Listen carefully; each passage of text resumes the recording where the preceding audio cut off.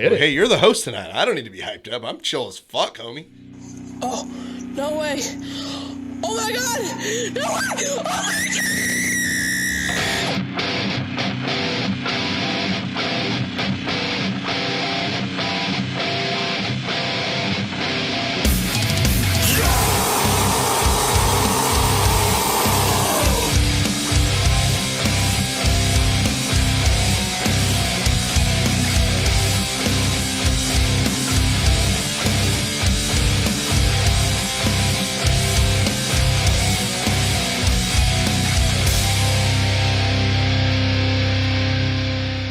Welcome, everybody, to episode 120 of the Serial Killers podcast.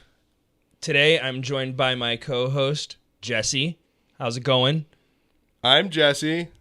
Just forgot what button because it says Greg. Can I use this? I was going to say, as long as you dance. That's for you, Bobby. That's just specifically for Bobby. Yeah, it feels good to be here, man. Thanks for having me. Good. I'm also joined by Bree and my wife, Samantha. Hi. Say hi. Hello. Yeah, we'll get to more in a minute. We do this Jeopardy style now, where we throw a couple of questions and then we introduce everybody. Oh. Yeah, we changed things up. Okay. We changed things up. It's different. So most of you know how the show works, but let me explain it for anybody that doesn't. Each week, he sits down with old friends, new friends, good friends, and bad friends to tell the story of an infamous serial killer, something true crime, dark, creepy, unsolved, or otherwise mysterious. If something isn't clear, be sure to chime in, because if you have questions about the questions, be sure to ask questions, because I cannot answer questions about questions if you never ask questions. Are there any questions? No. Just to comment, that was nicely done. Thank you. Right, he's getting quite good at that. You keep saying that I sit down, but wow.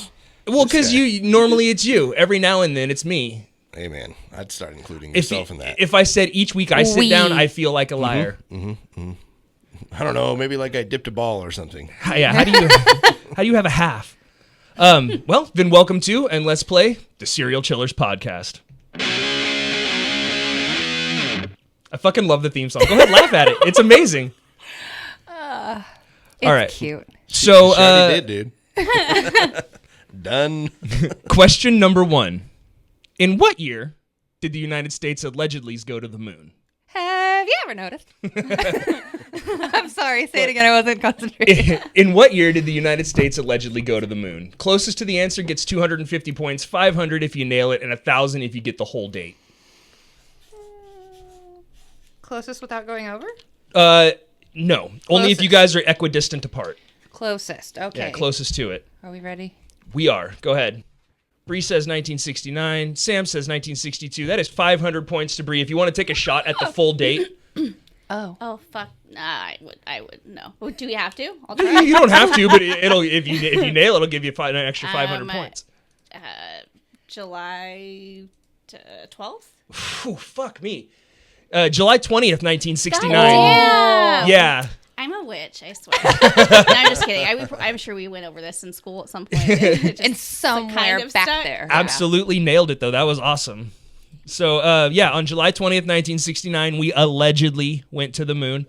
At least they make it sound like that. And the mission took just over 5 days, so it wasn't entirely on the 20th. Just to be clear, that's 250 for Bree? That's 500. 500. Okay. 500 Yeah, she nailed right, the year, right. just not the date. Yeah. I had 1964 too, but I was like, I think that's like a parent's like date or something. A parent's like birthday, year, yeah. one of them. Yeah. That's something other than the moon landing. Something feels other than the significant. moon land. Yeah, it's significant. I just know what. Yeah. So we'll do some full guest intros. We'll start with Bree since she nailed it. Go ahead, introduce yourself. Say hi. Plug anything you want to plug. Hi. I don't do anything, so there's nothing to plug. Just Bree. I've been on here before, so I'm happy to be back. Yeah. Welcome back. It's great to have you. Samuel? Hi. This is my first time being on the show sober, so let's see how it goes. Welcome. We do it sober every single week. Good for you. Ta-da. Well, I mean... Mostly sober. Yeah, I was going to say, it depends on, like, sober from what, you know? It depends on what you classify. Okay, I'm out of here. It depends on who we're talking to. So, thank you guys both for being here. This is going to be fun. I think, at first I felt like you might have an unfair advantage because you have to listen to me bitch about stuff like this all the time.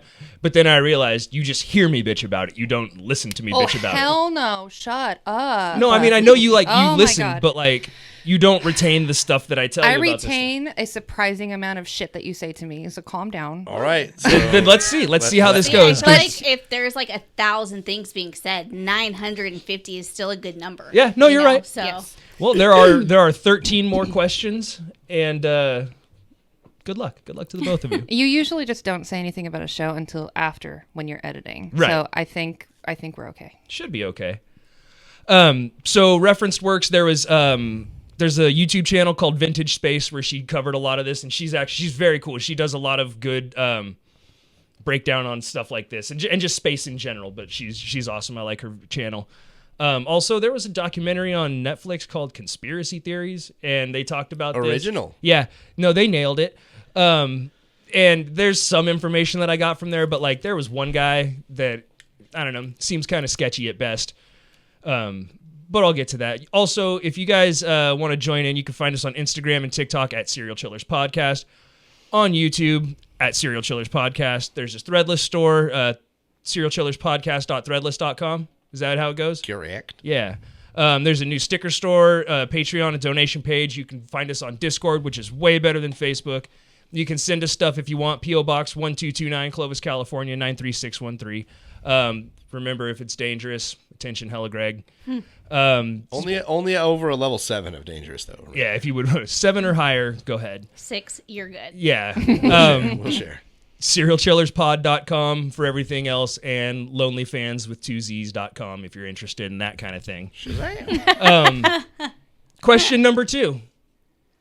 Who was the first man in space? Was it A, Neil Armstrong, B, Yuri Gagarin, C, Buzz Aldrin, or D, Vladimir Komarov? See, it's a space race, so I gave you a nice mix of Russian and American. Mm-hmm. C and B. Yuri Gagarin, B, was the first man in space. That's 250 points. Congrats. I smell collusion here. I mean, she's had to listen to me complain about this Who's stuff the other for the last... Yuri that I know through you? Hypnotist. The yeah. astral projector? Yeah, that's The it. magician? Right? Yuri Geller? Yeah, Yuri Geller. Another Yuri G. I was like, oh, it's not that guy. 'Cause Yeah, no, I know. just I thought get that them was- mixed up all the yeah, time yeah. because I listen to a bunch of shit on both of them. So, yeah, Yuri Gagarin was the first man in space. He was Russian, and so this really pissed off the U.S. Because the Russian did it first. I mean, they got what was the dog's name? Laika, it looked like the dog from Frasier, and they put her in a little satellite that was about the size of a basketball, and fired her into space. Did she come back? No. I think she came back. Well, yeah. Eventually. Yeah. Sad. So Russia was like, shit, they're sending live animals into space. So we sent a monkey. They sent Yuri, and we were like, shit. So everyone in the U.S. was super concerned because Russia was going to get to the moon first and establish rocket bases there. That was what they were concerned about, is that not that they're going to go and learn and explore and we're going to learn about the universe and everything. They're They're like, going to have a new location to fire stuff. Yeah. they're going to put bases on the moon. This was 60 years ago. So not This that was more long than ago. 60 years ago. Yeah. This was in the 50s and Okay. stuff. 70 years ago. Like when they were concerned about Russia beating them into space. Right. And then as the 60s got rolling, Kennedy was like, in 62 when he got elected, he was like, we will go to space. We will do these things, not because they are easy, but because they are hard. Mm-hmm. Excellent. Nailed it. Or, Nailed the impression. look at me, Ma. I want to be president. We got a whole system in place to keep people like you from becoming president. So this whole idea of like Russia beating us into space and all this stuff, even after we went to the moon, allegedly, we were still afraid of Russia being in space all the way up through the 80s. So, Really? yeah, apparently with the recent establishment of Space Force, I would say we're still a little bit afraid. Good. But Reagan established the Strategic Defense Initiative in the 80s. Question number 3. What was the nickname for the Strategic Defense Initiative? SDI was what it was called. What was the nickname for it? Was it A, Star Wars, B, Stargate, C, Star Trek, Or D, Starbase? They all have star in it. I know that. I was going to say that. I feel like this was a well-written question. I feel like all those options are... difficult. Yeah. Got... Sam says D, Starbase. Bree says B, Stargate. No points awarded. It was nicknamed Star Wars. Oh Wow. my god. It's the 80s. Would have never I thought. just thought you were fucking with me. Yeah. Me too. Dun, dun, dun, dun, dun. Okay, I guess stop. Yeah, that's they called it Star Wars. But the Strategic Defense Initiative Organization, or SDIO, was set up in 1984 within the U.S. Department of Defense to oversee development. A wide array of advanced weapon concepts, including lasers, particle beam weapons, and ground and space-based missile systems were studied, along with various sensor command and control, high-performance computer systems that would be needed to control a system consisting of hundreds of combat centers and satellites spanning the entire globe and involved in a very short battle. Breathe, dude. Legit, Breathe. no punctuation in that. Why did you do that? I didn't. I copied and pasted it. I stole it. Yeah, Exactly. I ripped that from Wikipedia, and that is, I mean, you could see Baby, you're it's got the... supposed to proofread. And the Wikipedia is not a reliable source. It is, though. Okay. Your teachers just told you it wasn't because they Holy didn't want you to shit. cheat. That's another conspiracy for another Wikipedia day. is- They People- don't want you to have anybody the can real put up information. Yeah. Anything on What it is. Wikipedia. I know. Greg. No, that's fine. Disappointed. Also, one of my sources is the fucking internet at large. Chat rooms and shit. So, The last one is his brain. yeah. The last one. My coconut. So back to the 60s. The Soviets were advancing their space program and really kind of leaving America in the dust. At this time, U.S. is like building stuff. It should be noted the U.S. government contracts usually go to the lowest bidder. So anybody building parts for the space program around this time would potentially be doing so for less than somebody else building the same parts. So like you Yeah. got two companies and they're like, That makes absolute fucking sense. yeah, and I mean, Because America. that stuff like that contributes to the slowdown of progress. Where in Russia, it was all state sponsored, so the U.S. Or the Russian military was building the parts that they needed. Problem is that leads to lower quality products. Where in the United States, you get lower quality products because You you pay go for the lowest bidder. Where they have people who maybe don't specialize in building these parts. So it's a give and take. Either way, it sucks. Yeah, however, I can't imagine that there were that many companies making spacecraft products in the 60s. Yeah. Just, You never know. yeah, I Anything's mean, possible. so they're, well, I'm not saying that's the case, but more of a statistical probability based on how I've seen the government bids and contracts play out, that it was likely somebody being contracted for it. Question number 4. Who was responsible for the production of the lunar landing module? The module that they actually landed on the moon. The was landing pad. the little bell that they landed on the moon in. Was it This little guy.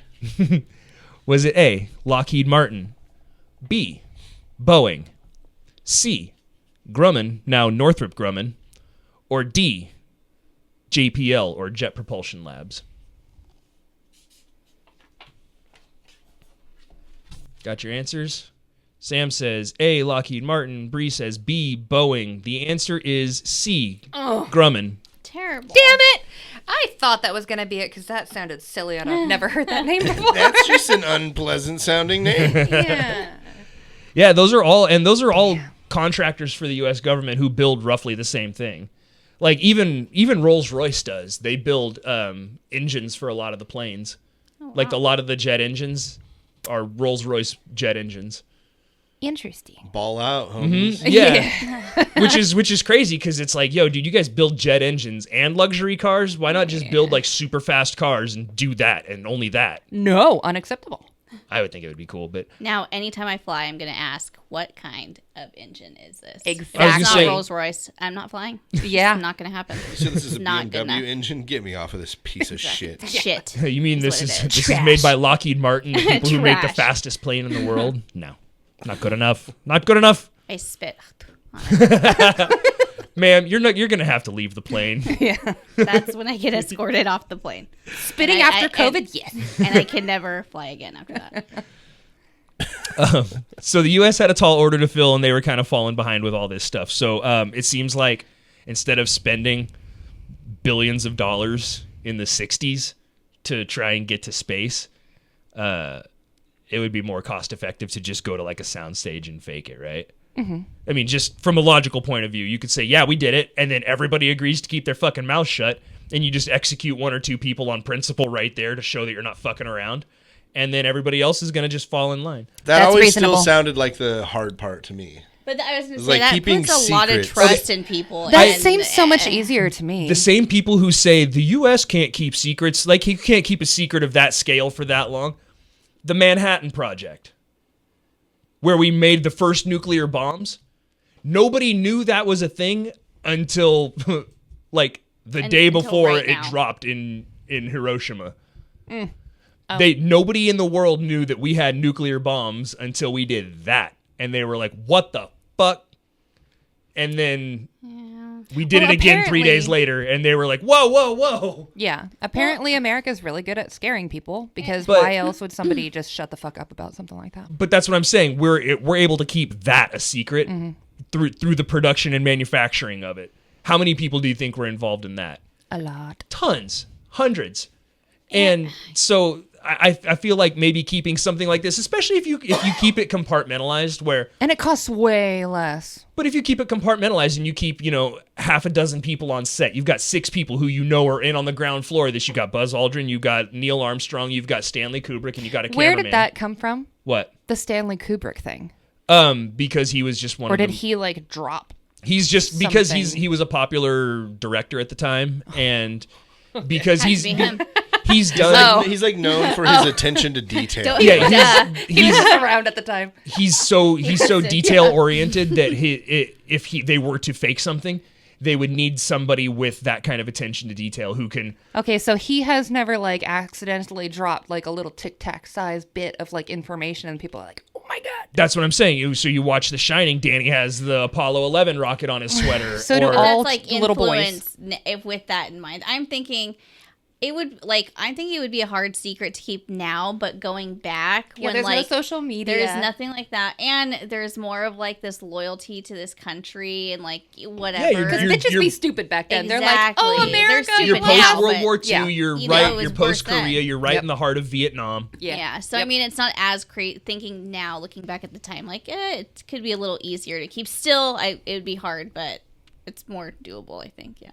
So I think Greg always made a good point. One time I was like, man, you like, even for, like the fear of death or the like promise of money, I don't know, like if some people keep a secret. And he's like, it's neither of those things. This is the promise of power.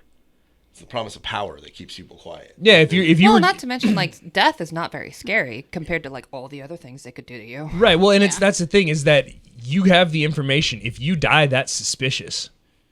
Yes. But if you have the information and I die, that's a warning.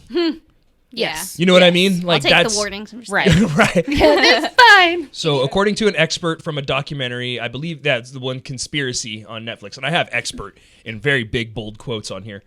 An expert's just a guy who talks about it a lot. Yeah, Yeah. he said he worked for a rocket company that he doesn't want to name because he doesn't want to draw attention to it. But he said the odds of going to the moon and returning are something, quote, something like 0.00017%, or virtually impossible. Someone So you're said that today. saying there's a chance. That's one of the experts who works for a rocket company. Huh. That's what he said. Okay. The same expert said that they orbited the Earth for like 8 days while the footage was shown, and then they returned. So they just got up there and chilled, and then came back while this pre-recorded stuff was shown. But the whole mission was just over 5 days. So this guy's kind of got his numbers mixed up. I'm not trying to discredit this dude because he might know something I don't, but an unnamed rocket company, wrong number of days, and all this stuff. Like, And no credentials. right, No, he's not right. an It expert. could be, excuse me, it could be easily explained. He could have just slip of the tongue. But if that's the case, he didn't catch it. The producers of the documentary didn't catch it. If you're supposed to know your shit, know your shit. Right. But also, that's why I don't claim to know anything. I just regurgitate information that I've taken in. So this will be our every episode reminder that if you're using this show for research, Don't do that. don't.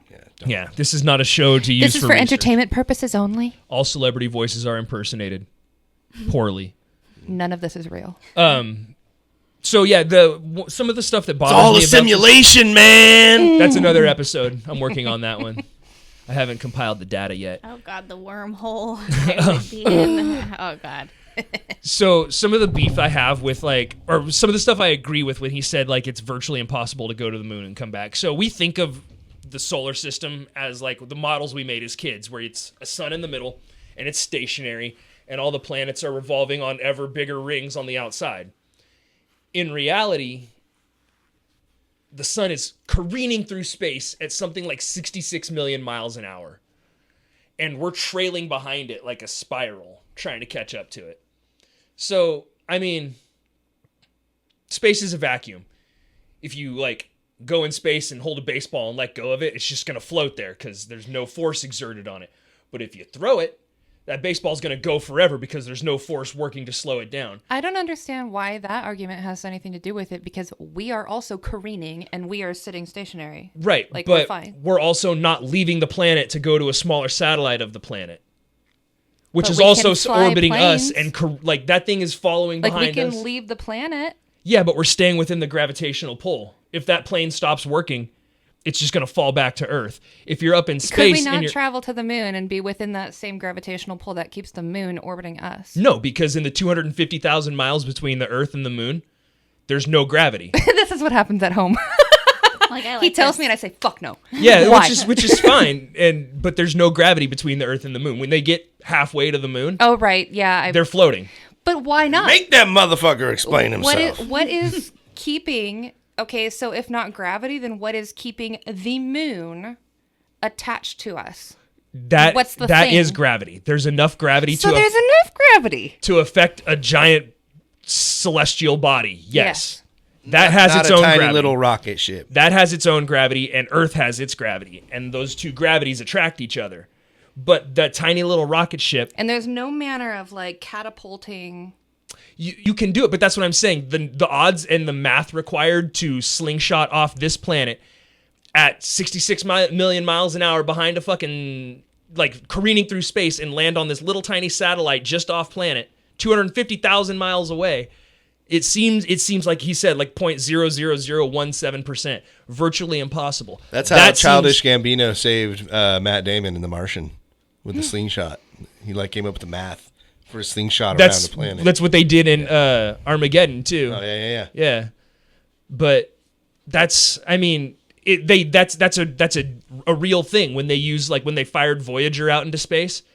I remember we watched this entire documentary about space, something, where they were talking about... The final frontier. They were talking about slingshotting satellites to look at to get to deep Neptune space or something. Yeah, they use Anyway. the gravitational pull of a planet to get close to it, but not close enough, and then it fires off past it. Right. James Webb and Hubble have been Right. just fucking hucking themselves out there. Since Voyager's so many millions of miles away now, and that's how it's doing it. Is it's slingshot through a few planets like that.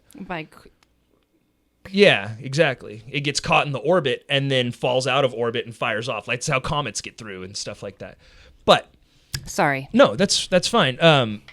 That's the fact that we're all those numbers, those incredibly fast travel and 250,000 miles away, and we're moving at this speed. All that stuff feels like it shouldn't be possible to get to the moon. And then I don't want to take anything away from the people at NASA. I don't want to take anything away from Jack Black's mom. Idiots. I'm just kidding.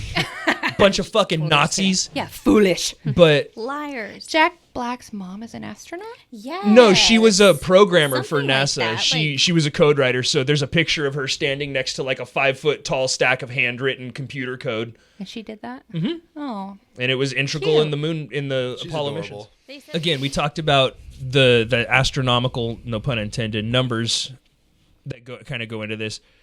Faking it would be way cheaper and way easier and completely doable. Right. Question number 5.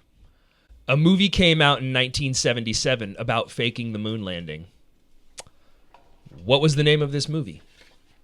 Was it A, Apollo 11, B, Capricorn 1, C, 2001, A Space Odyssey, or D, I didn't fake the moon landing, but if I did?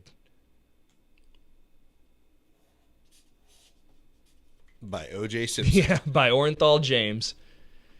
D and D. No, it is not called I Didn't Fake the Moon Landing, but if I did. It was called Capricorn 1. Damn it. That was going to be my next choice, but I was like, it's not. I'm glad you guys both went for the OJ joke, though. I don't know enough about OJ to know that. Yeah, After he killed Nicole Brown Simpson and Oh, Ron he wrote Goldman, that he book. wrote a book called I Didn't Yeah, I Didn't do yeah. it, but if Well, I I mean, did. he wrote Did the it. book like 30 years later. Yeah, but it was after. Yeah. Okay. You're not right. Yeah. I didn't do it, but if I did, okay. Yeah, it was called Capricorn 1. So some of the big arguments, if you look up the photos of the moon landing and stuff, one of the biggest arguments is the lack of stars in the background. You're in space. You would expect to see stars everywhere. Stars at least in some sort of minor detail. Even if it's not like a clear high-res photo. Because we'll talk about how that's difficult too. But despite the fact that the night sky is clear by 1969 standards, there are no stars visible in the sky in the background of these photos. And no light pollution, really. Well, that's the thing. That being said, if they were going to fake it, wouldn't that be like step one? Put a bunch of stars? Here's one of the photos. Yeah. Huh. So not a single star is visible. I've never seen that photo. According to the lady on YouTube, Vintage Space, using a knowledge of aperture and shutter speed coupled with light sources, the astronauts focused on the brighter object, the moon, as opposed to the darker object, the sky. That's why the objects on the moon are in such high detail while the sky behind them is not. Okay. I don't Which know enough about photography No, to that makes argue with absolute amount. That makes sense because like everything on film means that light is being put onto it. So if they're only focused on the light that is close and immediate, and it's not enough to. So like if you wanted to get the stars in that case, You would my have to guess is focus that you would have to Like them. have a very long exposure. Well, That's and you what would it have to mean. make sure that you have absolutely none of the moon in the photo as well, because, well, we'll talk about it. Question number 6, according to Vintage Space on YouTube, what percentage of light is reflected from the surface of the moon? Closest to the answer gets 500 points. What? Okay. Or no, I'm sorry. What Close. are the options? There are none. It's closest to. Closest to the answer gets 250 points. 500 if you nail it. Okay, What- what's the question again? What percentage of light is reflected from the moon's surface? I don't know. 80%, 70%. Sam's going to get the points because she is closer. The moon reflects 12% of the light that hits it, Oh. which is a lot. Because Yeah. We're like, Oh, that yeah, for sure. It's a lot. 100%. yeah, it's a lot because it washes out the background. Yeah. So it reflects into the lens and washes out the stars on the darker part of the image. So Yeah. that makes sense. I'm okay with that explanation. Like I said, I don't know enough about the aperture and stuff like that and shutter speed to get that, but I know what you say by long exposure because I've seen like But it makes logical sense. right, I mean- but I just don't know enough about it, so I'm gonna agree and let Circle get the square. Some of the other problems were the consistency of the photos. There's photos that show the same mountain range on the moon, with and without the lunar module, like. Basically, they're saying the background doesn't change, but the foreground changes. The lunar module doesn't move. It landed, and then it takes back off. Why does the background need to change? Because they're they want exploring the different moon. angles? Like, they went on a walk. They get on the moon, and they traveled around. So they didn't just stay in one spot. There's one guy... I mean, I imagine, though, like, were they tethered or something? I mean, no, they're oh. they're free walking on the moon. And, like, one of them played golf, and... Oh. Fell down. Well, so they fell down because those suits are kind of unruly. But one guy got lost on the moon, and he holds the record for the longest distance traveled on the moon on foot. Oh, because he was wandering. He overshot where he was looking for. He was looking for a crater, and it should have been like 3/4 of a mile. See, this is interesting to me because, like, yeah, this is a very Here they are elaborate walking lie. Yeah, that's... To add a bunch of, like, one guy got lost. Like, that's Well, I a mean, bunch of he found side his way back. quests that were, like, not necessary. He found his way But- back, but he got lost, and he was supposed to walk 3/4 of a mile out to this crater, and the people that were charting it for him had it put at 1.5 miles. And so he was like way out past it, and they're like, yeah, keep going, you're gonna get to it soon. And he was like, yo, I'm running out of oxygen and shit. And they're like, all right, head back. And he was like, okay, and turned around and head back. So he had a 3-mile round trip on the moon where it was only supposed to be 1.5 miles. Wow. But yeah, There's like a theory where if you play it at a certain speed, it just looks like they're walking in Earth gravity. You got that? I got you, bud. Yeah. I got you. But yeah, so the background changes on some of that stuff, or the background doesn't change when the foreground does. So if you walk 3/4 of a mile away, yeah, you'll still see the same mountain range in the background, but that lunar module shouldn't still be in the frame. You know what I mean? Mm-hmm. It's because it's the foreground. It should be moved off. But excuse me. The same rock and hill formations are visible on 2 different days and miles apart. And it never moved. The base remained after leaving, and the background's the same. So there were photos of the landing site. They're just inconsistent or entirely too consistent. I don't really have anything for this. It's just weird. Like, it's just weird that It's odd. I suppose it's likely that some of the footage could have been mislabeled. You know, oh yeah, this was from day 2 at 500 yards west instead of day 1 at 300 yards east. But I mean, you can get that same result taking pictures of somebody in the same like city block here facing the mountains. My point is if the footage is mislabeled, how fucking bad are you at your job? You work for NASA. There's a lot of things. They're missing the whole footage. They're missing like reams and reams of tape. Yeah, and they're missing all the flight data and the metrics Yes. that got us to space. That's why we can't go back. But somebody misplaced it. I'm just saying, if you're in charge of the most important mission the human race has really ever undertaken, the first time we tried to go off planet, wouldn't you take an extra 5 seconds to be like, yeah, let me double check this footage name? No. No, I would not. Not important. Another big beef is the flag waving. There's no atmosphere on the moon. There's no wind, no atmospheric pressure, but the flag still waves on the moon. Is it waving or is it reacting to someone putting it up? That's basically like the alternative argument, right? Is like they put it up and there's also like nothing to stop it from moving once it's like starting to move. Well, so it just but kinda... there's some gravity enough to pull it back down if you pull it up. There's 1/6 of the gravity on the moon that there is on Earth. So So eventually it would fall. eventually, yes. But there are photos of the flag clearly kind of blowing in the wind, and it looks obviously rippled the same as it does on a flagpole on Earth. But it's got a bar across the top, right? Like that's the whole like the one on the moon has a bar across the top so that the flag To is keep it always up. open. Question number 7. What is the explanation for the rippling flag? Oh. A, it didn't ripple, you're just making things up. A. B, you caught us, we faked it. C, a failed engineered flag. Or D, video distortion from cosmic radiation interference. What? All right. It's just light reflecting off swamp gas from Venus. And there was a weather balloon nearby. Video distortion from cosmic interference, and a failed engineered flag. Again, thanks to Vintage Space, the flags were engineered, and they were a multi-piece system that had a crossbar, so the flag could hang. The bottom part was hammered into the ground, and the upper portion was attached to the crossbar, then viola. Flag on the moon. Okay, points. Points to Bree.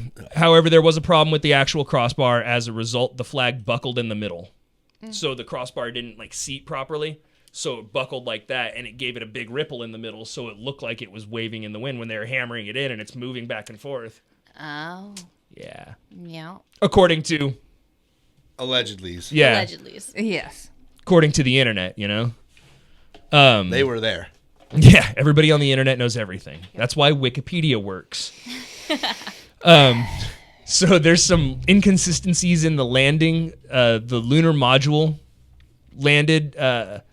there was no engine noise in the official NASA footage, so when you watch it, there's no sound from the lunar module. Question number 8. How loud are the rockets on the Apollo 11 Saturn V? They didn't even try like having a guy go like. Again, 250 points if you're the closest, 500 if you nail it. How loud are the rockets on the Apollo Saturn V? Like I don't know how to measure Like in sound. decibels. Decibels. okay. In decibels. I'll tell you this. The What's classic. like a give me, like, sports something. stadium?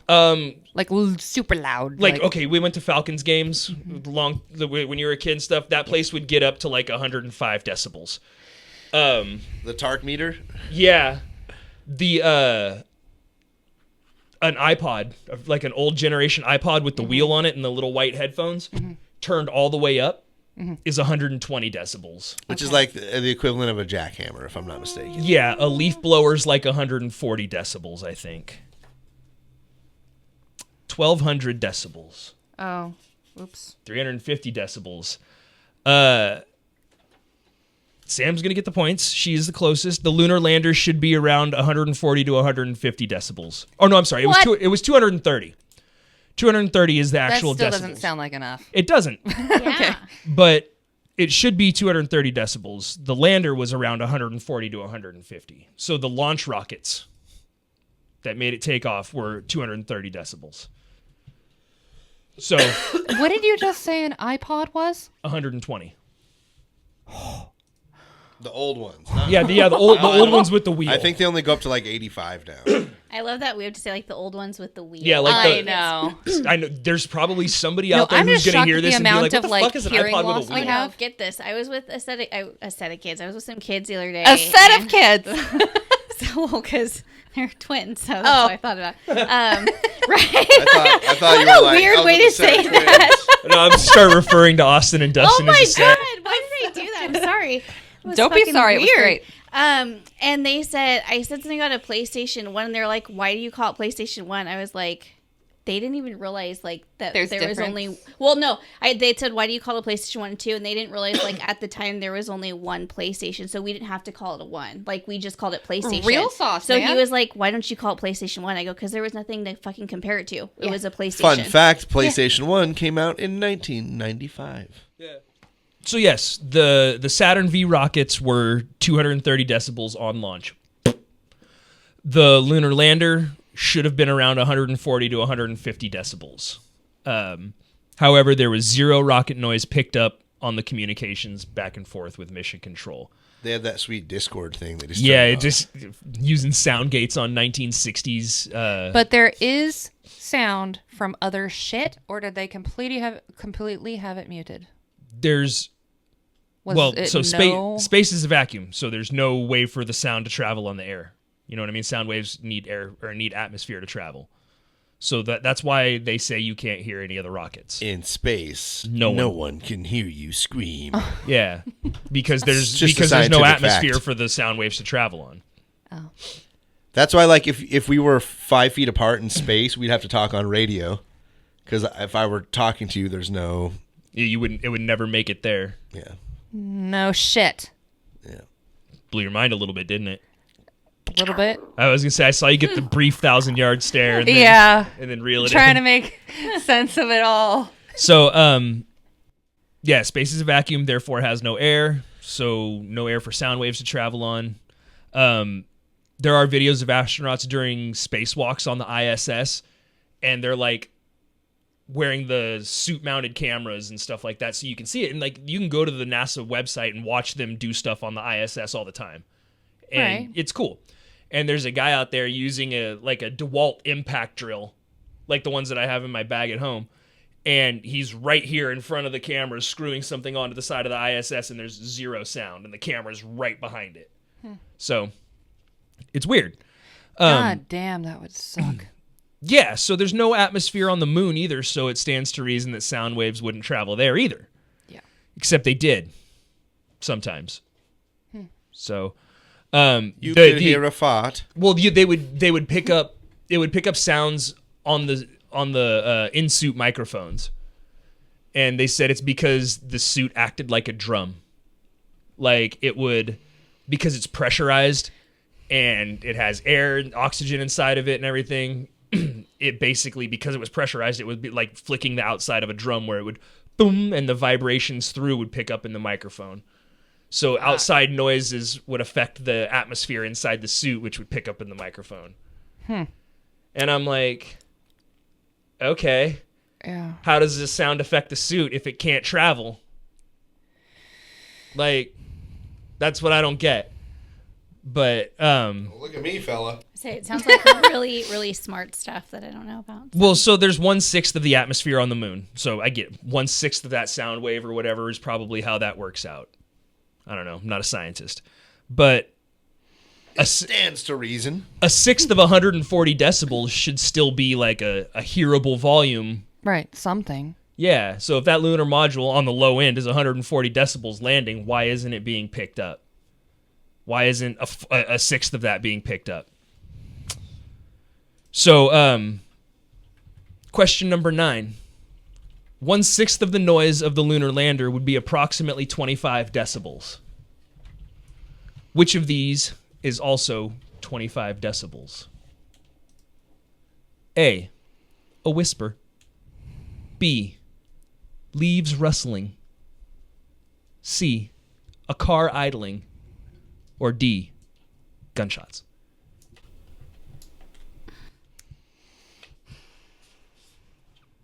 Those first two sounded so peaceful. I don't know. Everything I know about decibels just keeps getting fucked up. Sam says D, gunshots.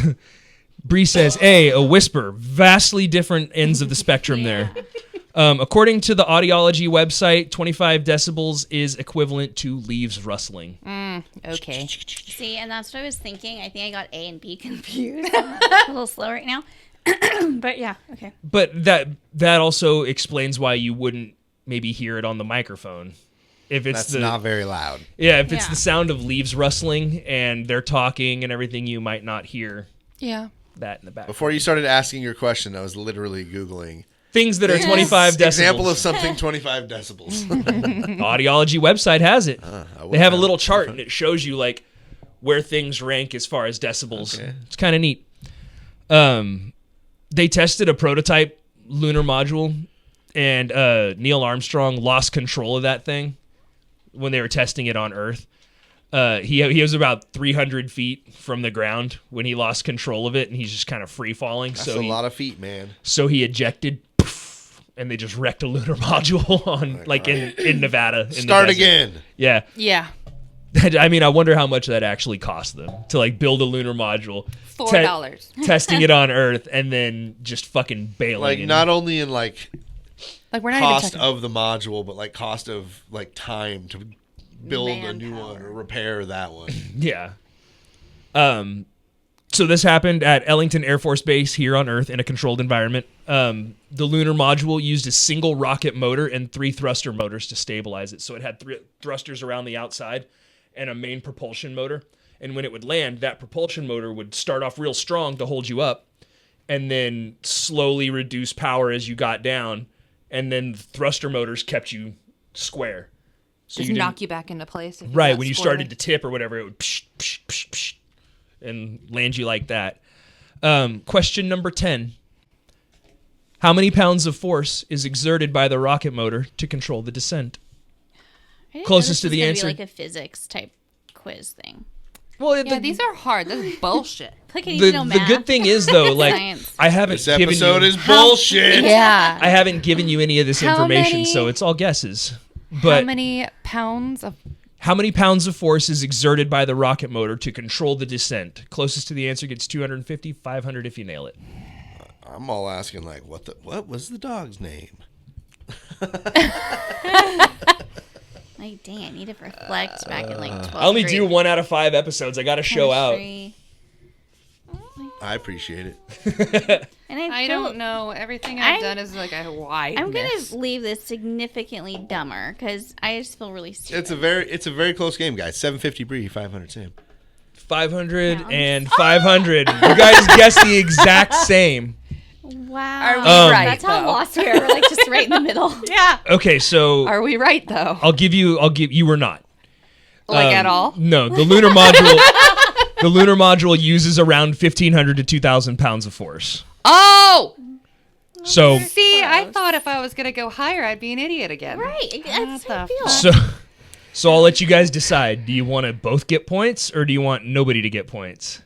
We deserve points. Yeah, let's split that in half. I had to reflect back to like 11th grade chemistry. Like, okay, wait, pounds. This is here, hard. Alright, so we a deserve rocket. points. 250 to both of them. Yeah. And I want ice cream after this. Yeah, I'm hungry now. I want ice cream too.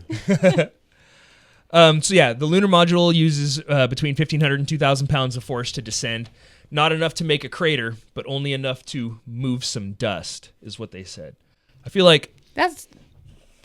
You move some serious dust. Yeah, I feel like 2,000 pounds of force is moving a lot of I dust. felt like 500 was like, okay, you don't want it to be too heavy. You want Yeah. it to, like, that's where I came up with that. I Yeah. thought that was reasonable. I was still a little bitter. I'm over here. I almost Not my put answer. 25 pounds. I'm like, this bitch, shut up. Like,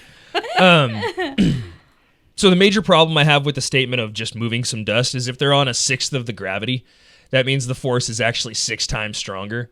So if the dust is acted on with 6 times the force and has 6 times less gravity pulling it down, it would be a huge plume of dust that hovered for like entirely too long, wouldn't you think? Yeah. Moon, like dust on the moon that hasn't ever been touched, gets pushed on by 2,000 pounds of force, but it's actually 12,000 pounds of force because there's only a sixth of the gravity. And it goes whoosh. And then there's 6 times less gravity holding it down, so that dust weighs 1/6 of what it weighs on Earth. And it would just hover forever, I feel like, and everything would be dusty as fuck for like a week. or yeah, it would take a long ass time. For Yeah. it to settle. Would it require A Hoover? and like because of the lack of atmosphere, would it remain up in the air? I mean, so you've seen them when it shows them walking on the moon, they're like jumping and leaping because there's 6 times less gravity pulling them back down to Earth. Okay. The dust is still a physical thing. There's just 6 times less downforce pulling on it. So It would just I feel take like longer. It yeah, would like take 6 times longer Yeah. for that dust cloud to clear. right. So like I feel like when you hit a golf ball, it's gonna go 6 times. I feel like that's probably definitely not how the math works, but for the Why sake of wouldn't this it, though? episode, Like- let's just say it I is. think it why works. does numbers not mean Checks the same out. thing on the moon? Well, it's just like the whole thing where it's like if you get in a car accident at 50 miles an hour and you get in a car accident at 60 miles an hour, it's yeah, like actually tornado like- thing. It's yeah, exponential yeah, growth. yeah. I get that. But even the scientific drawings, or for like whatever that means, for like NASA, said that there should have been like a blast crater underneath this thing from where it landed. But instead, all the little foot pads are right on top, and they're all shiny. They're not dusty, and there's no blast crater underneath this thing. It's almost like somebody just wheeled it in and then put some dust around it. That right there is enough for me to be like, it was fake. It like seems a that little- it's a little there, suspicious. The fact that it's clean and the way my floors look right now. Oh, it's fake. Allegedly for entertainment purposes only. Allegedly. To be fair, To be fair. it's an estimate fair. illustration, the scientific drawings that they have. But again, according to Vintage Space, it had a maximum thrust of 10,500 pounds to like push off. Which again, 10,000 pounds with 6 times the force would be 60,000 pounds of force pushing that thing off that planet. The descent engine had to run the show. It was throttleable, so it had like they could like speed it up or slow it down. What was the descent engine? The actual engine. Also, the gravity on the moon, again, 1/6 of what it is on Earth. According to the video, it means the thrust would have been less and the force would have been misdirected would have been misdirected more and allowed to billow out instead of coming straight down. Basically what she said is the rocket engine comes down like this in like a cone shape, and on Earth because of the atmosphere and everything pulling it down and together. Because it's not like that on the moon, it would have gone out like this in like a reverse cone, and that doesn't make any sense to me. Yeah, I didn't follow that. I'm sorry. Explain the fucking cone thing. What's a cone? What? So here, I'll show you. Yeah, draw it out. I need pictures. Leaving Earth or returning? On Earth, that's what it On like Earth, in that's what it Earth's looks like. atmosphere. That's what it looks like. She's saying Elsewhere, it goes. because you're on the moon and there's so much less force acting on it, it goes like this and spreads the force out, which is why you don't have a blast crater. Because and I still feel like that would just make a larger blast crater in the dust. It wouldn't be as deep, but it would be bigger. I feel like it would be enough to disturb the dust, though. And the fact that you don't see dust flying everywhere is still like a big. Also, red flag to yes, me. that's disgusting. But yeah, I mean, that dust part Yeah. really bothers me. See, I'm dumb enough to like not get either side, so I'm gonna choose Sam. Thank you. That's fair. That's a reasonable thing to do. Yes. So we'll go ahead and take a break here. Okay. Rest our brains for a minute. Yes, please. Before we go, Greg, let me ask you something. Go ahead. If the moon were made of cheese, would you eat it? I know I'd eat it. I'd eat it, and I'd wash it down with an ice cold Budweiser. Come back. Have a nice break. Or we'll kill you. Well, welcome back to the Serial Chillers podcast. If you can hear or see this, we don't have to kill you. Which is nice. It is a lot of work. It is, and I'm a lazy, lazy man. I can't afford to be an accomplice. I just can't. And it's premeditated at this point, so. It is now. Yeah. If you were here and you didn't come back, it'd be a crime of passion. Welcome, Bree. Welcome to the culpability. Yep. It's what you get when you sign up for the Church of Hella. So we were talking about weird things on the moon that didn't make a whole lot of sense. We talked about the blast crater. We talked about... Whoa. Did you say on the moon? Are you just assuming that it took place on the moon? I'm saying that there is stuff on the moon that is weird that doesn't make sense according to what we've been told. But you're saying Caught him on the slipping. moon. Caught him According to slipping. what we've been told. Okay. Allegedly on the moon. Yes. I'm just making sure. That I thought we covered the allegedly at the very beginning of the episode. No, you have to say it every time. I Okay. think when God. we did a moon landing episode with conspiracy therapy Yeah. years and years and years and years ago, and they made us take an official stance at the beginning. Did it happen? Yeah. And I remember at the I'm time, sorry, who? Conspiracy therapy. There were... No, who they said, where are you on this? Yeah, Yeah. well, yeah, it was like part of the way they wanted to do it. It was like, before we get too deep into it, did we land on the moon? And I said no, I don't think That's so. irrelevant. But I think we probably did personally. But for funsies, and they were like, yeah. So I had to shit, I got to double down on this thing now. They really like that I say we didn't land there. I've got some theories about how the moon landing actually shook out, and I don't think I mentioned them anywhere in the outline here, but I think numbers-wise, even though Apollo 11 was the first one to get to the moon, I think there was some that maybe got to the moon and couldn't get back. Right. I think there was some where we just got the math wildly fucking wrong. You think we stuck the landing on the very first try with numbers that we were talking about We earlier? just shot Yeah. them out into Yeah. space. Yeah, out there You somewhere. guys, There's this is just America. We probably did. well, and what really makes me think that is all this again falls right after World War II, where we've got a bunch of Nazi scientists working for the U.S. government. I like this theory. of yours. In capacities like this, where they just got accused of sacrificing people for the sake of science. And they kind of are trying to shake that by coming to America and being good patriotic scientists and helping us get to the moon and win the space race. They can't really afford to be called out for sacrificing people for science again. So Yeah. if they did fire somebody off into space and there's just a canister out there carrying corpses for the last 65 years, then they'll never admit it. Because they can't afford to have that. Yeah, I appreciate this theory. I think that I feel like that's the sense. most American thing in there. Yeah. It's on Yeah. brand. Yeah. I know. I really think we need to get a hold of Matt and Trey and see if we can get the rights to that. Okay.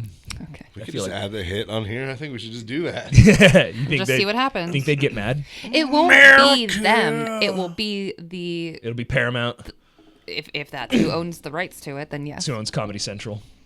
So Well, then, Viacom. unfortunately, yeah, Or Paramount. whatever's above that. Yeah. Vanguard, BlackRock. So Black Rock.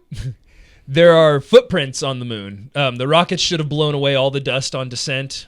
You would think it would just push all the dust away and you'd be on bare rock. Yeah, but you said a guy took a 1.5 mile walk in one direction. Is the rocket gonna blow away a No, mile and a but- half worth of? One of the Sorry, I don't want to. completely- I don't want to cause problems. Or do you mean completely devoid of any dust, dirt, It's- anything like that? So the that moon what- is a rock. It's a chunk of Earth. Yes. It doesn't have a spinning core like a planet. Right. That's why it's a moon. Yes. It's a satellite. You're a moon. You're a towel. You're right, Tally. So it's a rock. It has dust on it because it has enough gravity to attract the dust, and it has broken up rocks that turned into dust and stuff like that on the surface. But imagine taking a leaf blower and sticking it down inside a sandbox. That's not 500 or 1,000 pounds of force, but you'll still blow all the sand out of the sandbox and eventually reach the bottom underneath that leaf blower. Yeah, but we're not comparing the moon to But what I'm saying is that area around it. Sand is on the moon. My point is all the dust and everything should be blown extra away. heavy moon sand. So you would think that there wouldn't be any footprints around the lunar module, but there are. And there's footprints, like you said, that guy walked 3 miles out or did a 3-mile round trip. His footprints are out there. There's a golf ball out there from where they hit it at when, he did the whole Better golf be shot. a Pro V1. There's a guy's ashes on the moon. Like they left a guy there, so there's a dead body on the moon. But it's How do we know he's ashes? See, I'm like, where are you getting this information? Yeah. About all of this Yeah. stuff? Just expect us to take that. the internet at large. I told you, like you're gonna have to buy feed me into all this. this bullshit. Yeah, you're just gonna have to buy into this. That's No, why I'm they're It's conspiracy no fun if you don't buy into it, though. Like, whoa. Over All the this years, we've been okay with. All of this we've been okay with, but that's not like, suddenly- whoa. But a guy's Wow. ashes on the moon is just too much. Just ashes. Okay. Just the There's- ashes. There's a mirror on the moon that you can shoot a laser at too. They talked about that on the Wow. Big Bang Theory. Oh, okay. then it must be real. It's Yeah. gotta be. Sheldon wouldn't lie. So yeah. However, So sorry, there's babe. lots of footprints. There are lots of footprints in the dust surrounding the lunar module, which you would again not expect to see, considering that the dust should have been blown away. I was on board Until the ashes. Until the ashes. All right, you had me until then. Fucking you. You want me to stand next to a fucking burnt bones? You want me to be No. on a planet that's entirely populated by corpses? So another theory is that this whole thing was filmed at Area 51. This is one of my favorites because this whole thing is like you thought my other supporting facts for theories were bum before. The fact that the support for it being filmed at Area 51 says Russian spy satellite imagery of Area 51 shows hangars that look like sound stages from the outside. That's the support for it, and I'm like, Wait, don't hangars just look like Like sound hangars? stages, Yeah, that's right? what they are. They're fucking sound giant stages buildings. are hangars? Yeah. It also has a barren moon-like surface in the desert. No way, shall say. Yeah, it's got tons of blast craters from where, we've dropped 50 years worth of nuclear bombs on it. Or crashed test planes and Or test crafts rockets and- or yeah. anything. And it was compared in the radio transmissions back to Mission Control. They compare it to the Nevada high desert because they did a lot of training out there to see how you would be able to maneuver in the spacesuit around the big boulders and stuff. Is this something you're gonna like? Is a slight uphill gonna be a thing? Because these spacesuits again are fucking cumbersome, and they're not easy to move around. And they're like the old diving suits. Like, have you seen the old diving suits Yeah. when they're all heavy with the The big? diving Oh, suit yeah, that yeah. looks like that. Your arm. That looks like this guy. The obnoxious Yeah, suits. but like, yeah, they're big, and you're wearing Yeah. like, clothes underneath them and everything. So, like the big diving suits like that, that's how these spacesuits are built. They're not easy to Right. maneuver. So they tested in the Nevada desert. Can you walk up this slight incline in this suit? If you can't do it on Earth, you're not going to be able to. You might not be able to do it on the moon. I don't know. So there's this classic Twilight Zone episode Yeah. where the U.S. astronauts go up and they crash land on the moon, I love this episode. and they end up like quarreling, and one of them dies, and then the last two fight, and one of them kills the other one, and he like climbs over this ridge trying to figure out what he can do, and he sees Las Vegas in the distance. Yeah. They crash landed in the Nevada desert. Yep. Yeah. Fun. I mean, that's spoiler alert for a 70-year-old TV episode. Just in case. version of it too. What was that? So anyway, the part of the Area 51 mystery is that the moon landing set is still there. Like, it's still set up, because why would you break down a giant piece of Americana like that? What are you going to do with it? sell it. Let the tourists come in, $5 What? a head, No. check That's it what- out. Hold on, say that again. There's like Whose theory is Naruto that? kids running around. Yeah. Bringing Baja Blast in tendies, and they're just checking it out with their greasy You remember fingers. out of that whole thing, 2 people got arrested. Yeah. One person tried to climb the fence, and was one just a person fun tried to little go troll. under the fence. For what the You remember when when they wanted to everybody was going to raid Area 51? That's how that. bunch of people showed up, but it just ended up being like a really fun party. It was like a music festival in the desert. It was like an impromptu Burning Man. But from what I understand, even the guards were like, you guys are here. That's cool. Hey, don't come over here, though. Yeah, We'll shoot you. we're gonna draw a line in the sand and you'll die. Hey, but it's cool Well, that you're and over they there. let it continue because they're like, these motherfuckers are harmless. It's fine. I think that's exactly what happened. Yeah. They'll peter themselves out over Do you the really Yeah. have to? Do you really have to Get fight tuckered out. 3,500 people on Molly? My favorite part is that there was a news report, and literally in the background, the kid's like just sprinting past Naruto running. I remember the plan was like all the Kyles are gonna go in first and punch themselves out, and then the Naruto kids are gonna run because everybody knows it makes you bulletproof, and then it was. Instead, they just drank Mountain Dew and ate tendies in the desert for Yeah. a couple Aw. sounds like a good time. days. Yeah, I kind of wish I'd went now. But so they're saying that the set is still there. Okay. It's still set up in the soundstage. Why would the set still be there? That's what I'm Americana. saying. Why would this Americana? Why would the set still be there? Yeah. But the fucking footage is misplaced. Nobody can fucking find it. That hidden fucking Footage is footage, so that small goddamn compared to a tape set. that Yeah. nobody can find. Why would they keep? I'm just saying. Maybe it's underneath the module and they haven't moved it, so they didn't. Or, hear me out, Nope. Moon 2 coming to theaters this summer. Yeah, Moon 2023, the return, the remooning. It's gonna happen this year. Maybe. Starring Ignignockt and Earl. So some more beef that I have with this is the departure. Again, no engine exhaust from or no noise from the engine or exhaust from the departure. The whole thing just kind of pops up as if it were like jerked by a cable. Boop! It just goes up in the air. Still, again, no sound. I would guess it still needs a considerable amount of thrust to take off from the lunar surface. We talked about, around 2,500 pounds to.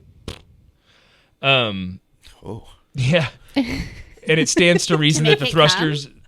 Yeah. That's what I got from What? that, too. That's what I heard. It also stands to reason that the thrusters were attached to the lunar module because it wouldn't lift off otherwise.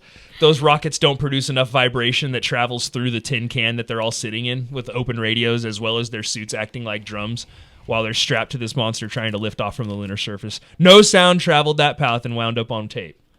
I think that's weird. They're in a pressurized container. They're in a tin can that's pressurized. It's kind of like what you were saying earlier about like their suits were like drums that Yeah. reverberated. Like, wouldn't the tin can be a similar situation? Right. And if not, they're still in their suits. Yeah.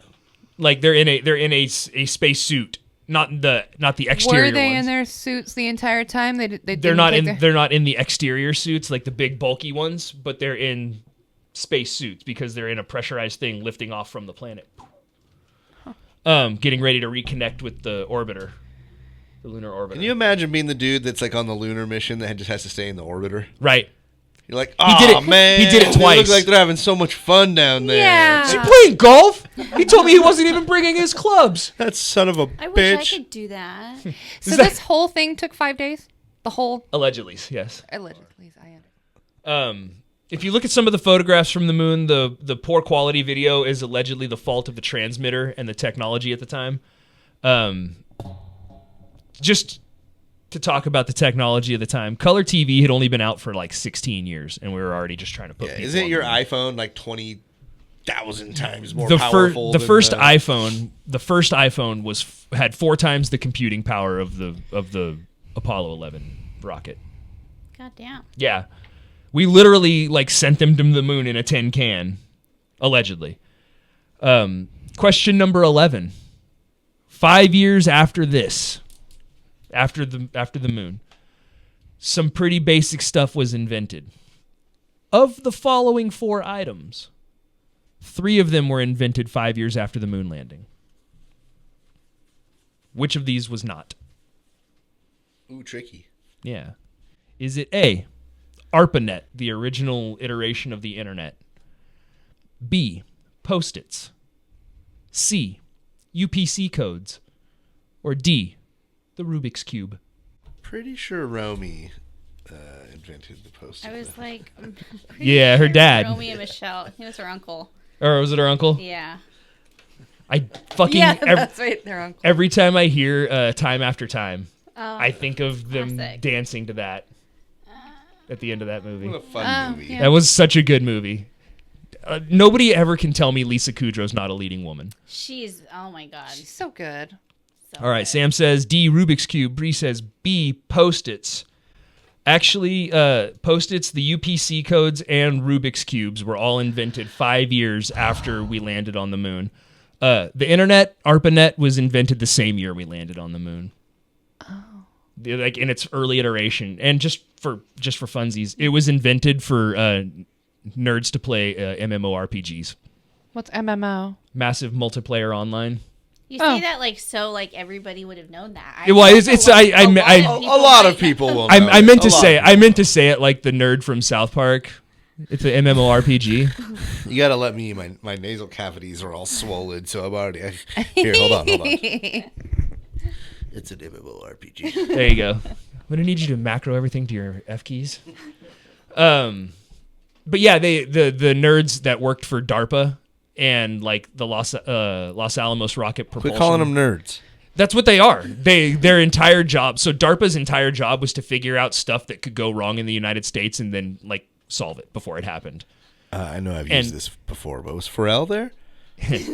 No, that's NERD. There's no S. You don't know me. I'm a rock star. They would play like an online strategy game with each other. It was like Risk kind of, but they would play against each other and they're ones and Who? The nerds? yeah, the nerds, and they were playing against like other labs. Like An example of an MMORPG that everybody would know is like World of Warcraft is an MMORPG. It's like, yeah. Okay. So they were playing something. Thank you, because I'm still like Call of Duty. They're playing something. yeah, sure. They're playing something like akin to Risk or World of Warcraft online in 1969 between Los Alamos in New Mexico and the Pentagon, and literally they're doing it. They're doing it. God, holy shit. They're doing it to sharpen their skills because Your they're like tax dollar is hard at work. seriously. All I mean, these years. But without them doing this, you wouldn't have the internet. Podcasting wouldn't be what it is. It would be pirate radio at best. And like all that stuff like wouldn't exist because they were doing this in the 60s. Thank you, nerds. Yeah, no, I mean nerds do it. They do it up, but Respect. so in addition to some of the video and audio problems, NASA controlled the video in instead of it being like televised. It went to NASA before it went out to everybody else. So if you double the speed of the footage, like of the lunar rover driving around, it looks like it's on Earth. It doesn't look. We were talking about that earlier. It's not even like you got to multiply it by at a certain speed. If you speed it up, it looks smooth like an actual video. When you watch it, it looks slowed down and choppy, like you're watching something in 35 frames per second be played at 19 frames per second or something like that.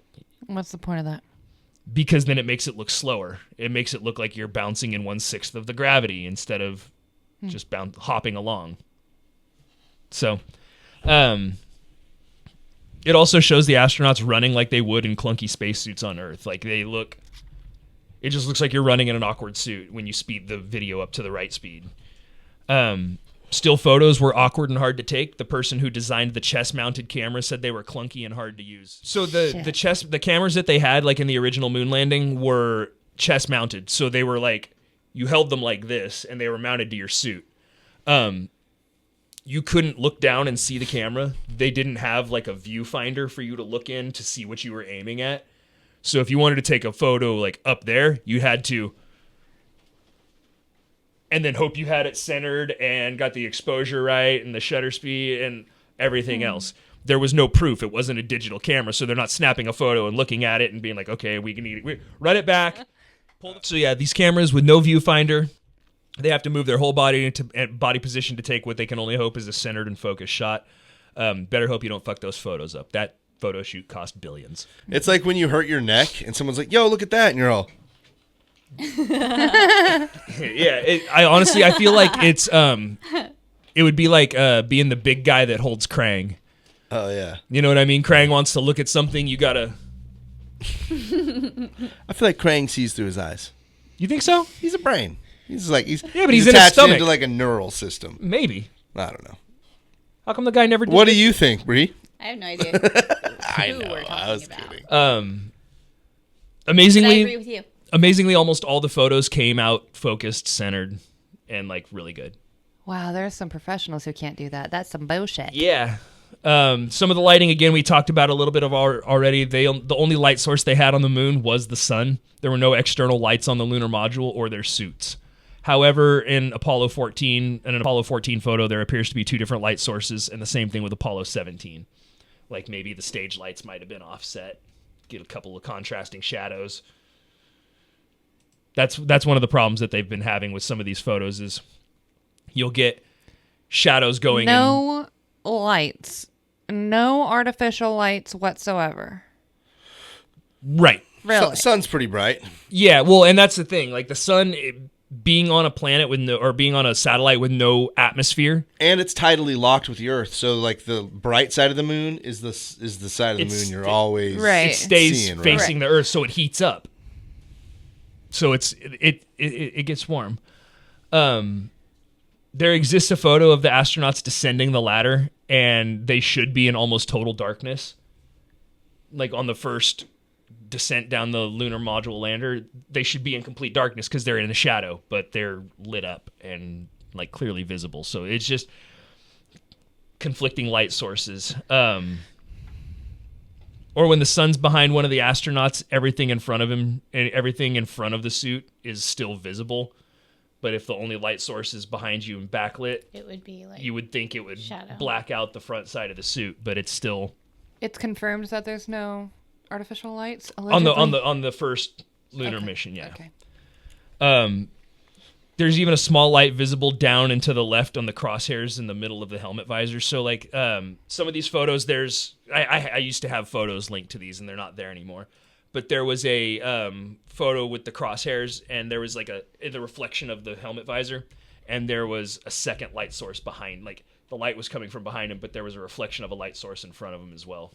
I don't know. These are It, quite it does dark. seem very convenient. 172 photos, that's not nearly enough. For 5 days and like no Well, it was- accidental bullshit I think it It images. was was actually- like actual film Yeah. Well, I got beef with that too. radiation. Mm-hmm. All right, sorry. This So- isn't good for an audio medium. Let's see. Yeah, so some of it's backlit, and you can read the word United States on a backlit lunar module. So, like the light source is behind it, and on the front side, you can still read United States on it, which should be in again total darkness, or 12% light, because that's all that's reflecting off the moon's surface.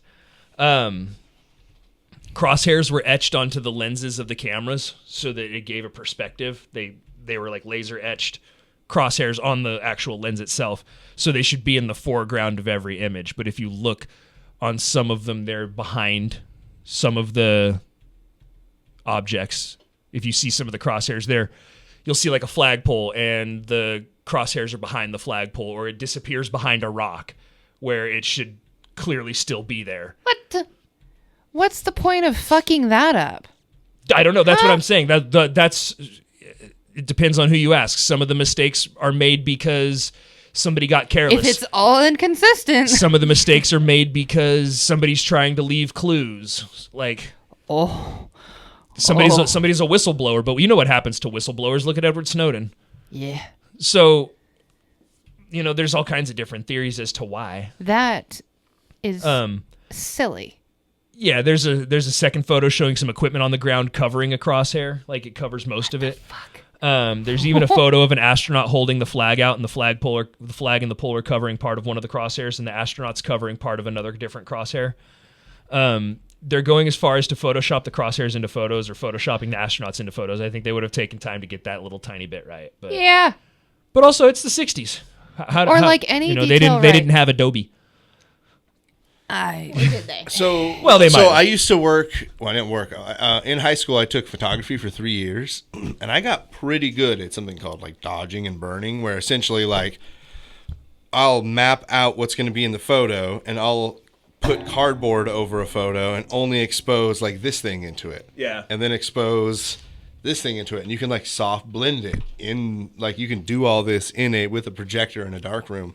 So like you could literally like before Photoshop, you could be in a dark room and you could like make some pretty convincing looking shit by just splicing negatives and exposing them in a certain way. Yeah, absolutely. And that was just like a high school kid. Imagine someone who's like a 50-year vet in the dark room, probably make some working for insane- NASA.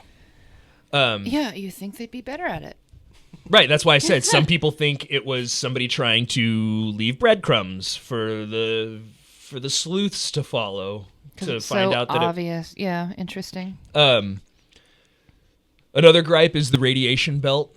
There's a radiation belt around Earth that should have wiped the film. It should have, because like remember me showing you that picture of like Cobalt 60 and how the picture was all grainy from the radiation. Right. Radiation fucks with film; it'll destroy it. Going through the radiation belt should have. Would they not know that and have it in some type of radiation-proof Well, Or case? like a contain. Yeah. well, I'll get there. Okay. So, question number 12: how many miles above the Earth is the radiation belt? That's a great question. Closest to the More answer, math. 250, 500 if you nail it. Did you pay attention in your junior year of high again, school? what is it? How many Here are miles? some- How many Above miles above the Earth is the radiation belt? Like it goes around the Earth, but if you go off planet in any direction, how many miles do you go before you hit this belt of radiation? I don't know. Yeah, 1,000. 1,000, Sam? Oh. 15,000. It is 500 miles above the Earth.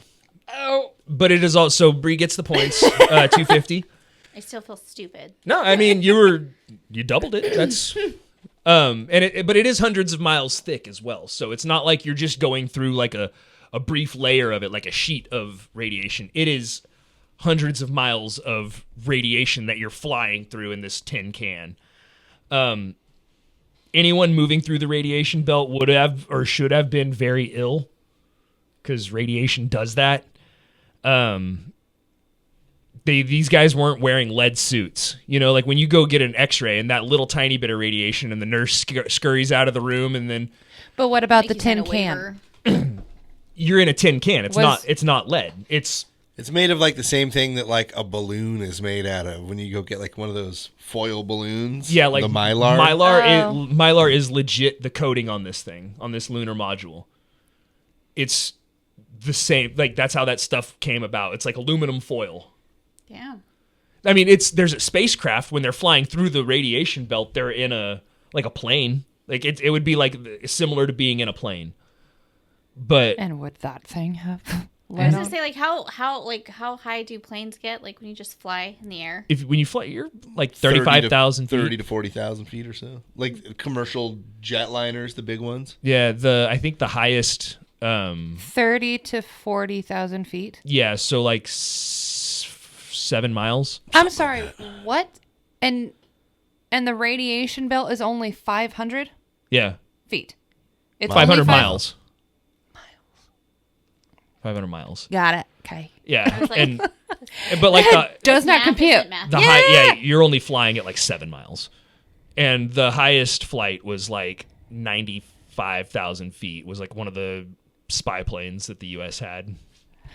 Or they get That's up to like fine. I was 112,000 I have no feet. idea. misunderstanding. Idea. I thought we were talking about feet this entire time. Okay, so if we convert 15,000 into feet, that's 3 miles.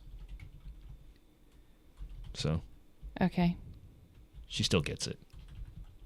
Actually, no. I was not contesting the point. All right, well, I just was trying to get like an idea of like. I'm still trying to figure out what the fuck you're talking about.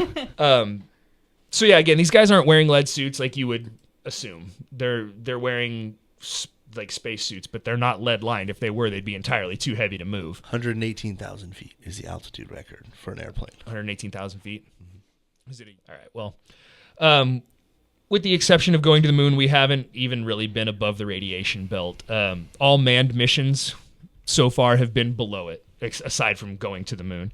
Even the ISS is well below the radiation belt. Just for fun, there's this place in the middle of the Pacific Ocean called Point Nemo. Have you heard of it? It's a spot out in the middle of the ocean that is so far away from land in every direction that the closest people to that spot are the people on the ISS flying over. No shit. Yeah, because they're only like 192 miles up or something. And you're way further than that in any direction in Point Nemo. And it's just like a coordinate point in the middle of the ocean. Oh. Yeah, it's not It's not like an island. It's not an island. It's not a physical place. It's just a coordinate point in the ocean. I want to live there. Yeah. Made it a Kinda. little less exciting. Problem is but- getting internet out there. Yeah, no internet out there. Give me some under ocean fiber optic cables. Thank you. So yeah, also you would have needed approximately 6 feet of lead shielding to get through that and survive. Just give or take. Says you. Yeah, but they didn't have it. That would have been... Can you imagine how heavy that rocket would have been with 6 feet of lead shielding in every direction trying It would to... have taken a lot more thrust to leave the planet than they had planned for.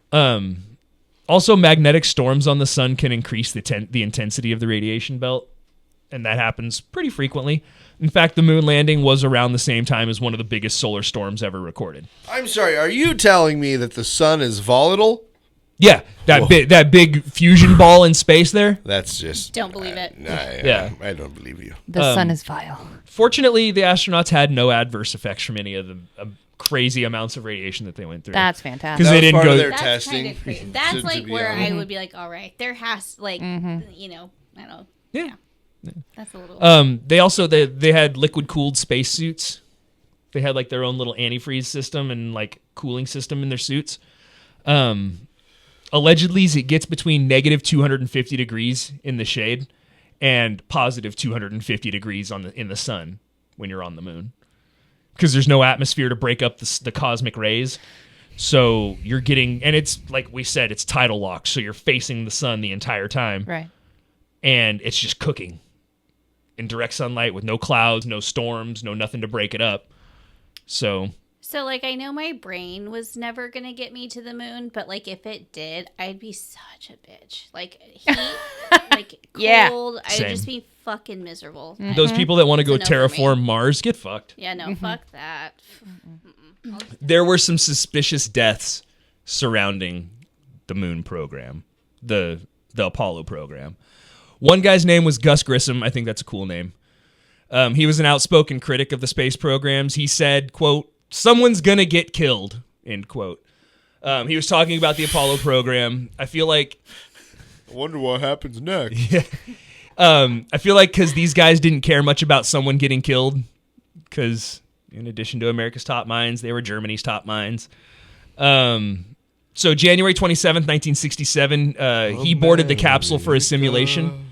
The communication systems failed inside the capsule, and then it caught fire with the crew inside. Grissom, Roger Chaffee, and Ed White all died. Grissom's family believes it was an intentional fire, and they say that NASA knows the truth. There's still no resolution on what caused the capsule fire. But the capsule's locked away in storage. You can't, it's not a case that's open. Fun. There was a man named Thomas Ronald Barron. Question number 13. What was Ronald Barron's role in the space program? Was he A, an astronaut, B, an engineer, C, a safety inspector, or D, mission control? This is question 13? This is question 13. All right, Sam, you got to get this right. Why? Because you were down by 500 points. Oh, no. All right, so Bree says B, an engineer. Sam says C, a safety inspector. He is a safety inspector in Sector 7G. All right. What does that mean?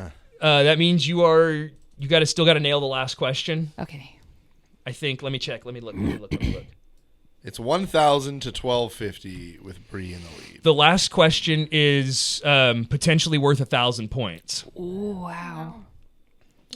It'll be could go 250, anywhere. 500, 1,000. So 250 to the closest. Or no, I'm sorry. It'll be 250 to the closest, 500 if you nail it Okay. for the last question. But we're not there yet. Okay. So yes, Thomas Ronald Barron was a safety inspector during the Apollo 1 being built. He said the program was so scattered that there was no way they were going to get a man to the moon. He just said they couldn't get their shit together. In fact, he detailed the whole thing in a 500-page report that he submitted. People in high places were concerned that he was going to get the program shut down because they're trying to make it to the moon.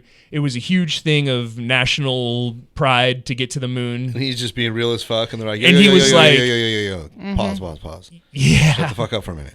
Yeah, seriously, you're going to get this whole thing shut down. All these jobs are going to go away. You're going to make Kennedy look like a fucking liar, and he already got his head blown off. Like, what are you going to do? So, less than a week after he testified, his car was struck by a train, killing him, his wife, and his stepdaughter. Dude. Yeah, and his report vanished and has never been found. So nobody knows what happened to that 500-page stack that he had. It's a big report. Yeah, from 1964 to 1967, 10 astronauts died. In addition to the ones that have already been mentioned, there was Theodore Freeman, Elliot C., Charles Bassett, Clifton C. Williams, and Robert Henry Lawrence Jr. And Tom was the only one who had, like, he and his family killed. I didn't really... There was 10 names. I didn't dig into Fuck. all of them. A lot So- of different. We'll just say, for the sake of you sleeping tonight, that, that was it. He was the only one. Thanks. Thank you, So, Jesse. question number 14. Now, again, Okay. worth 250, 500 if you nail it. So, Sam, if you nail it, you'll win. Okay. If you're the closest, you'll tie it. Okay. Bree, if you're the closest, you'll win. Okay. All in all, I'm nervous. what... all in all, wait, don't what forget, you perc- guys, that you win nothing. Yeah. But That makes me if you any less tie... nervous. Yeah, the pressure's still fucking If on. you tie, it goes to an artistic challenge. Oh. Fuck Now- that. No, no, no. This bitch is an artist. No. Oh, Artistic thank you, but no. Artistic skills that in the mean nicest way. nothing. Artistic skills mean nothing. You're pandering to your judge. Oh. All right. His Yeah. wife's an artist. What the fuck? This. But- Yeah, Yeah, artists but are I'm sexy. not got an me. artist. He's got Yeah. stuff I mean, I going feel on. like his judgment's gonna be like. He's different. Yeah. You gotta, yeah. Okay. Somebody Okay. won one time because they put a Hella Greg sticker in the trunk that they drew. So Pander to your judge. somebody won because I recognized a stick figure blowjob. Well, I mean, You I never said, makes know sense. I said, what's I over recognize the that blowjob. Okay. So, question number 14. All in all, what percentage of the astronaut corps died between 1964 and 1967? Closest to the answer gets... Astronaut cord? Yeah, astronaut corps. Like the group of astronauts that they had from 1964 to 1967. What percentage of them died? Closest to the answer gets 250 points, 500 points if you nail it. I feel like anything above, like, 0 Yeah, is, too Seems much. unacceptable. too many. Yeah. All right. Bree says 71%. Sam says 63%. Sam, you are getting the 250 points. Okay. The answer was 15%. Oh. So it's still markedly lower than you guys are thinking. You guys are. Overshot. I'm glad that you guys are thinking like I think though, Yeah. and not giving them any credit, Nope. That just shows the amount of brainwashing that's happened throughout this episode. Yeah. which is good. Welcome. To the Church of Hella. Happy to be here. So that was pretty much that's what I was going to end it on right there. Is that all in all between 1964 and 1967 in the Apollo program leading up to the landing on the moon, 15% of the astronauts that attempted this died.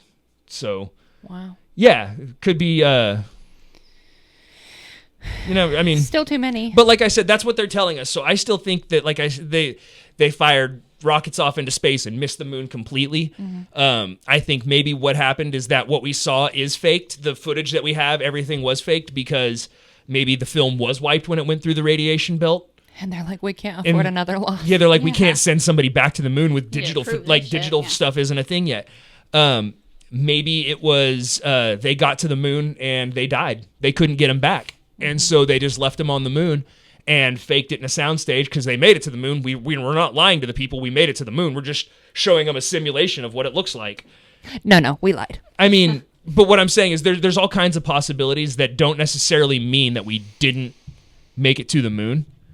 But I think the stuff that, from what we've seen, all the popular images and everything that we've seen of the lunar module and Neil Armstrong taking one small step for man, one giant leap for mankind, and Buzz Aldrin punching people, I think that's all propaganda for false photos and footage, because the stuff that actually did happen on the moon we can't see for one reason or another.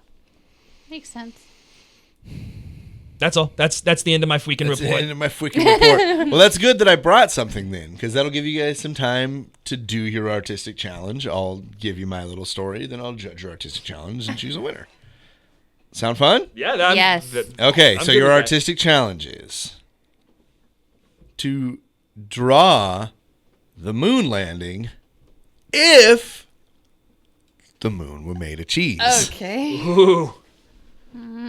Okay, right now? Yeah, and then I'll tell You have the a length of quick his story. to. Okay. I'll tell a quick story. And like I said, don't forget, you win nothing. Yeah. But also, So no big deal, no big Right. deal. but also pander to your judge, and feel free. There's all kinds of colors here. You can. Oh, you're right. Yeah. God, fucking fool. And I will throw it back to you for the end of the show, Greg. Great. Good. Great. Grand. It's Wonderful. gonna take me some time to judge, dude. So Yeah. okay, so quickly, this story is it comes from journalnews.com from an article of 14 bizarre true crime stories. So I got a bizarre one for you here. Yay. This is about in 1977, the residents of Circleville, Ohio, began receiving letters threatening to expose some of their darkest secrets. The letters were postmarked from Columbus, Ohio, just 30 miles away.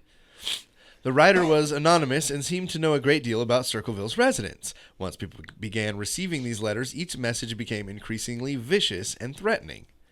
Two residents who began receiving such letters were Mary and Ron Gillespie. The letters Mary received accused her of having an affair with a school superintendent named Gordon Massey, and the first letter stated, "Stay away from Massey. Don't lie about him. I know where you live. I've been observing your house, and I know you have children. This is no joke. Please take it serious. Everyone concerned has been notified, and everything will be over soon." Soon after, Mary's husband, Ron, received the following statement in his letter. "Mr. Gillespie, your wife has been seeing Gordon Massey. You should catch them together and kill them both. He doesn't deserve to live."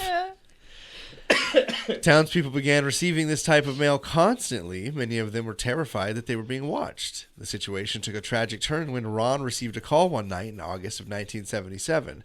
Whatever the caller told him enraged him so much he grabbed a gun and claimed he was going to confront the writer. Ron, unfortunately, didn't make it anywhere as he was speeding, likely still upset over the situation, and lost control of his truck, and he slammed into a tree and was killed. He had previously received a letter threatening his life, and while his death was ruled accidental, some believe foul play was involved. What a fucking wild! I've heard that story before, and I really like because didn't it? Are you? Yeah. There's more. I just Okay. needed to take a breath. Okay. Overstimulated. I can't breathe out of my nose. Mary was then almost killed herself when she stopped to pull an obscene sign mentioning her 13-year-old daughter off a fence. The sign had a box attached to it with a loaded gun inside ready to go off, effectively a booby trap.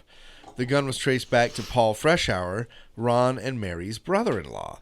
So she sees a sign, like a derogatory sign about her 13-year-old daughter, pulls over, and she's like, "I'm gonna take this shit down." Mm-hmm. And as she goes to do that, realizes there's a box behind it with a gun in it ready to shoot her when she pulls it away. Holy shit. What the fuck? Yeah. So it's like a jigsaw style. That's so fucking wild. I haven't So heard that intricate. part. Yeah. So this guy Paul, who the gun was registered to, was quickly arrested, and after failing a polygraph test, was convicted of attempted murder. He maintained his innocence during the entire trial and the 10 years he spent in prison.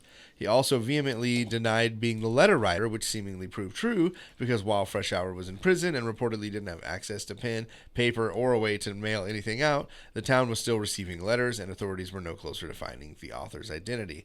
Several other residents met tragic ends as secrets were revealed in the letters they, their family, and their friends received. In 1994, after 20 years of tormenting the citizens of Circleville, and soon after Fresh Hour's release from prison, the letters stopped. The messages tore many friends and families apart, but the writer's identity has never been discovered. It's like a fun little like Stephen King story or something. Yeah. Damn. Hey, sit back, Greg. Pull your mic back. It's taking them out of focus. Sorry. Yeah. Sounds like unsolved. It sounds like something out of Unsolved Mysteries. Yeah. If you've ever read the book or seen the movie Needful Things, it's a Stephen King story. It's sort of similar. Like he's the devil and he shows up in town and he gives everybody like things that do great things for them, but like they always have to do a favor for him, and it's always involves like he had some kid go throw mud all over a laundry of like this woman, but then he like made it seem like this other woman had come and done it. So these two women started feuding, and they get so mad at each other that like they end up killing each other. And like he goes and causes. It's a great movie too. Like honestly, if you read a lot, check out Needful Things. But if you just want to watch a movie, it's a good movie too. So, all right, you guys got pictures of the moon landing. If the moon were made of cheese. A little embarrassed, but yeah, I do. Don't be embarrassed. Same. Who's judging? Oh, What? me. Oh. Here, I'll take it. Thank you. Hold on, Brie. Here. Oh, Greg drew too? Yeah. I wanted to do my freaking drawing too. Yeah. Yeah, I mean, I had the lunar module lander, so Greg, yours is a great drawing. I'm not going to judge it in any way. His No, that's fine. is Great very, drawing. Well, very hey, guys, give to the Patreon. You could end up with Greg's drawing. actually, there. I'm not quite satisfied. You gonna finish it up? Mm-hmm. Edits. Okay. Mine is blue cheese, by the way. Oh, okay. I was gonna say. I picked a very specific cheese. I do like that it says, that's good moon. There's the comedy factor. And he has footprints. So. There are footprints on the moon. I do like Sam's lunar module. I do like that it's landing on a wedge of cheese. I'm very torn because that's good moon. Really, really. It's tough to judge, isn't it? Yeah. See, and this is what happens. Is like it's like, yeah. This was definitely what I was thinking, but I'm gonna give the win to that's good moon because it just made me smile. duh. They're both wonderful. Guys, comeback, though. Same thing. We're those are going in envelopes. So give to the Patreon, and you could. You guys should like sell your guys' spit and stuff too. Maybe Heck you yeah, should- bathwater. Let's do some bathwater. But And we're feet gonna I'll spit in pics? this we're right gonna now. we're gonna take the bath together. Shit. Yeah, What my exactly feet do you pics can think go on, like, lonelyfans.com is? hobbitfeetpics.com or It's something. not The as connection. exciting. All right, Greg. I saw it. Oh. Very, very good marketing. Yes. Very good marketing. Yes. Greg, take it away. Okay. Thank you both for being here. Bree, congratulations on your victory. Go ahead. Now's your chance for a victory lap. You can say anything you want. If it's too much, we'll cut it. Like I said, I feel dumber now after this episode than I did before. But thanks for having me. I forget my Instagram, but I'm sure you guys will tag me on. We'll find Instagram something. stuff. So yeah. Yeah. So yeah, thanks for having me. I had fun. I'm glad. Thanks for being here. We'll get you back again. Sam? I got nothing. Yeah, nothing? Thanks for having me. There you go. It was fun. Good times. How do you guys feel about the moon landing now? No different. No different. No. Yeah, like now I'm like, well, it could make sense like staging it because there was no proof like that, like it wasn't as smooth or whatever as it seems. So get that. But the pictures were ashes a on the little moon was the too tipping good. point. That was just is a bunch of what, bullshit. Well, it just becomes ashes. Like that's just like. That's Well, just no, what they happened. Like, cremated they him on shot- Earth and then they placed his urn on the moon. But It's a lot of effort. yeah, I agree. So. Jesse? Nah, man. No? Nope. I hope you guys liked my story about our letter writer. I did. I just found it so fun. I think it's so creepy that like even if I started getting letters like that, I know what you did, and I'm like I haven't done anything, Like, I but don't leave my house. start getting Yeah. paranoid. My thing is I wouldn't even open the letters. I get mail all the time. I'm like, yeah, that. I mean, like, I'm not expecting anything, so Yeah. I'm not. Probably opening it. Doesn't Bullshit. look like a bill. And even if it does. Even if it Yeah, does. straight to the trash. It's Yeah, not. It's not a red It's all on envelope. auto It's pay on auto. anyway. Yeah. We're It's not a red envelope. I'm not worried about it. Yeah. Yep. Well, then, for anybody again who wants to join in with us, Instagram, TikTok at Serial Chillers Podcast, YouTube at Serial Chillers Podcast, Threadless stores, serialchillerspodcast.threadless.com. There's a new sticker store on serialchillerspod.com. You can visit the Patreon donation page. You can find us on Discord, P.O. Box 1229, Clovis, California, 93613 if you want to send us dope stuff. If you want to send us not so dope stuff, you can still do it there. Again, serialchillerspod.com, lonelyfans with 2z's.com. That's it. And nobody else has anything they want to add to this? No? Okay. Then for Samantha, for Bree, for Jesse, I'm Greg. Don't talk to strangers. Yeah, the Bobby dance.